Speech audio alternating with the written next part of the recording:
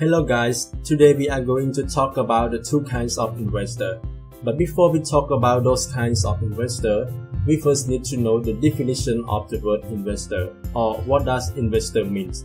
An investor allocates capital with the expectation of future financial return. Types of investment include equity, debt security, real estate, currency, commodity, derivatives such as put and call, options, futures, forward, etc.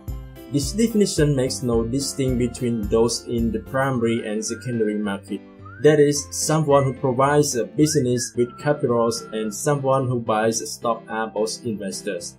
An investor who owns a stock is a shareholder. Alright, now let's look at the two kinds of investor. Number 1. The first and most common type is a person who buys a package investment. They call a retail outlet, such as a real estate company, a stockbroker, or a financial planner, and they buy something. It could be a mutual fund or a real estate investment trust, a stock or a bond. It is a clean and a simple way of investing. An analogy would be a shopper who goes to a computer store and buys a computer right off the shelf. Number 2. The second type is an investor who creates investments. This investor usually assembles a deal in the same way. A person who buys components builds a computer.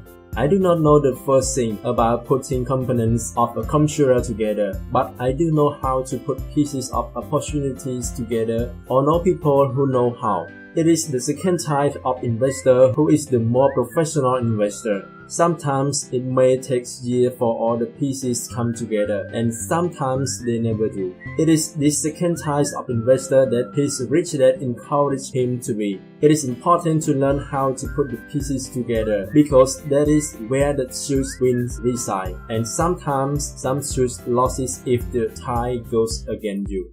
If you want to be the second type of investor, you need to develop 3 main skills. The first skill is find an opportunity that everyone else misses. You see with your mind what others miss with their eyes. For example, his friend bought this rundown old house. It was spooky to look at. Everyone wondered why he bought it. What he saw that we did not was that the house came with 4 extra empty lots. He discovered that after going to the title company, after buying the house, he tore the house down and sold the 5 lots to a bidder for 3 times what he paid for the entire package. He made $75,000 for 2 months of work. It's not a lot of money, but it sure beats minimum wage, and it's not technically difficult. Skill number 2. Raise money. The average person only goes to the bank. The second type of investor needs to know how to raise capital, and there are many ways that don't require a bank. To get started, I learned how to buy houses without a bank. It was the learned skill of raising money more than the houses themselves that was priceless.